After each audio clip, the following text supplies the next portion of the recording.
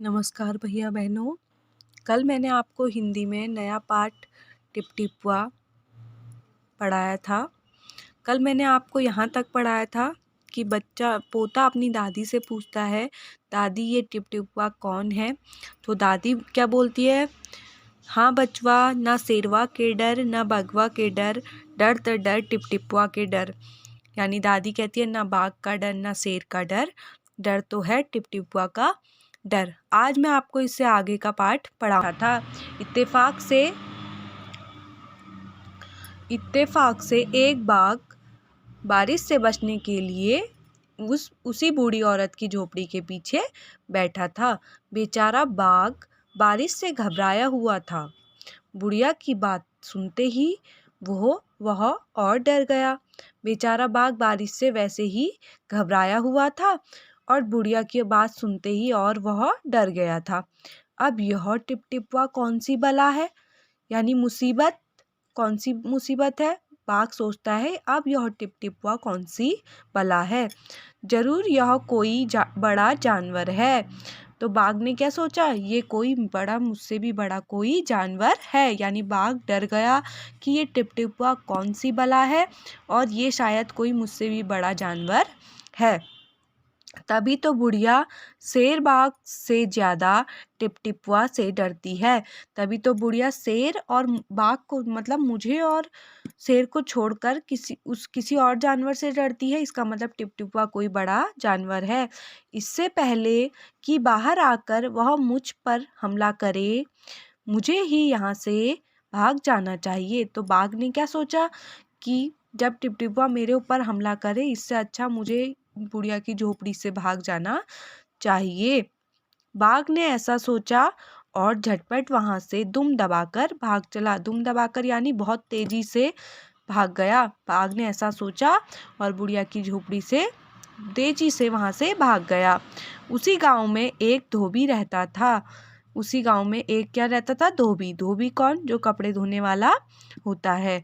वह भी बारिश से परेशान था।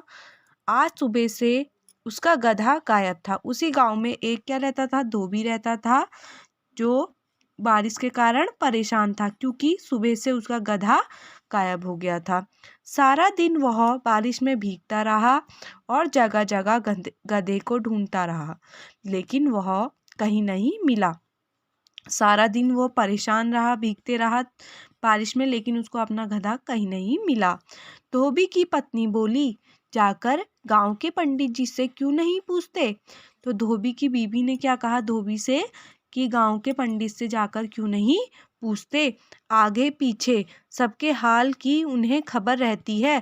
पंडित जी को क्या रहती है? आगे पीछे सबके हाल की खबर रहती है। उसी गांव में क्या रहते थे? एक पंडित जी रहते थे। तो धोबी की बीबी ने कहा कि पंडित जी से जाकर पूछो कि हमारा गधा कहाँ गायब है। अब हम आगे देखते हैं। पत्नी की बात धोबी को जच गई यानी समझ आ गई। पत्नी की बात धोबी को समझ आ गई। अपना मोटा लट्ठ उठाकर वह पंडित जी के घर की तरफ चल पड़ा। धोबी को अपनी बीबी की बात समझ में आई और वह अपना मोटा लट्ठ उठाकर पंडित जी के घर की तरफ चल पड़ा।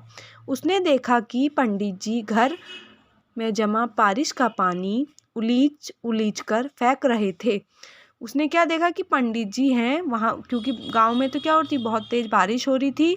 तो पंडित जी भी अपने घर का पानी उलीच उलीच कर, मतलब बर्तन में भर के फेंक रहे थे। धोबी ने बेसब्री से पूछा, महाराज, मेरा गधा सुबह से नहीं मिल रहा है। तो धोबी ने क्या पूछा पंडित जी से? महाराज, मेरा गधा सुबह से नहीं मिल रहा है, जरा पोथी बाँचकर यानी पतरा देखकर। पंडित जी पतरा देखते हैं ना, जिसको हमारी पहाड़ी में पातड़ बोलते हैं। तो पतरा देखकर बताइए तो वो कहाँ है। मतलब पंडित जी से कि आप अपना पतरा देखकर बताइए कि गधा कहाँ है। सुबह से पानी उलीचते उलीचते पंडित जी थक गए थे। तो सुबह से, क्योंकि पंडित जी के घर में भी पानी भरा था, तो पंडित जी सुबह से पानी फेंकते फेंकते क्या हो गए थे? थक गए थे। धोबी की बात सुनी तो झुंझला पड़े, यानी उनको गुस्सा आ गया और बोले, मेरी पोथी में तेरे गधे का पता। मेरी पोथी में तेरे गधे का पता ठिकाना लिखा है क्या, जो आ गया पूछने।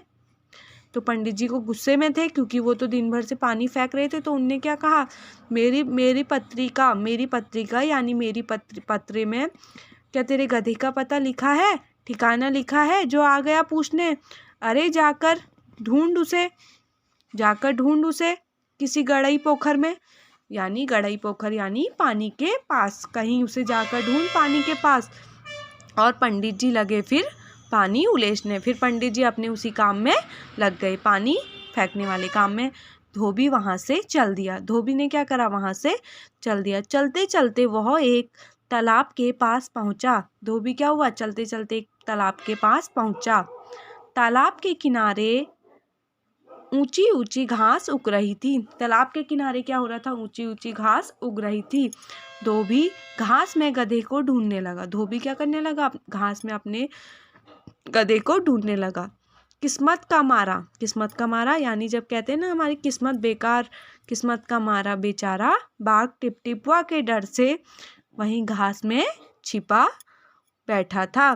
क्योंकि रात को जब बाघ बुढ़िया के घर से आया तो वो वहाँ उसी घास में क्या हुआ था, छिपकर लगा कि बाघ ही उसका गधा है। धोबी को क्या लगा कि बाघ उसका गधा है। उसने आव देखा न ताव, मतलब आव देखा न ताव, कुछ बगैर सोचे समझे। जब हम किसी काम को करते हैं तो उसी को ही ये मुहावरा है, आव देखा न ताव। तो इसका अर्थ है बिना सोचे समझे, और लगा बाघ पर मोटा लठ बरसाने। धोबी ने ना आव देखा ना ताव देखा, यानी कुछ बगैर सोचे समझे उसने क्या करा, बाघ को अपना गधा समझकर उस पे लठ बरसाने लगा। बेचारा बाघ इस अचानक हमले से एकदम घबरा गया। बेचारा बाघ क्या हुआ, इस अचानक हमले से घबरा गया। वैसे ही बाघ क्या टिपटिपुआ से डर के वैसे ही वहाँ छिपा था। अब हम आगे देखते हैं। बाघ ने मन ही मन सोचा, लगता है यही है टिपटिपुआ। बाघ ने कहा, ये अचानक मुझे कोई लठ मारने लग गया, शायद यही टिपटिपुआ है। आखिर इसने मुझे ढूंढ ही लिया। बाघ ने क्या सोचा कि आखिर टिपटिपुआ ने मुझे ढूंढ लिया।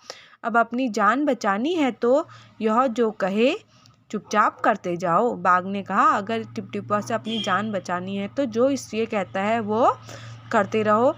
आज तूने बहुत परेशान किया है, मार मार कर मैं तेरा कचूमर निकाल दूंगा।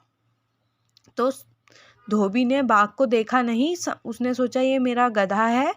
तो उसने उससे क्या कहा बाघ से कि तूने आज मुझे बहुत परेशान किया, मैं मार मार के तेरा कचूमर बना दूंगा। ऐसा कहकर धोबी ने बाघ का कान पकड़ा और उसे खींचता हुआ घर की तरफ चल दिया।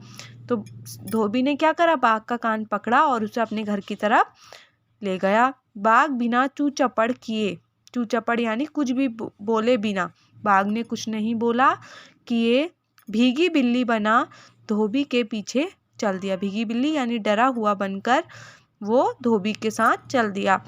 घर पहुंचकर धोबी ने बाघ को खूंटे से बांध दिया और सो गया। खूंटा यानी लकड़ी का एक टुकड़ा होता है जो गाय भैंसों की रस्सी को हम उस खूंटे से बांधते हैं। वो ऐसे लकड़ी को हम जमीन में वो करते हैं और उसमें गाय भैंसों की रस्सी को बांध देते हैं, लकड़ी का टुकड़ा। उसने क्या करा, घर ले गया और बाघ को खूंटे से बांध दिया। सुबह जब गांव वालों ने धोबी के घर के बाहर खूंटे से एक बाघ को बंधे देखा तो उनकी आंखें खुली की खुली रह गई। जब सुबह गांव वालों ने धोबी के घर के आगे से बाघ को खूंटे से बंधा देखा तो सबकी आंखें क्या रह गई, खुली की खुली रह गई।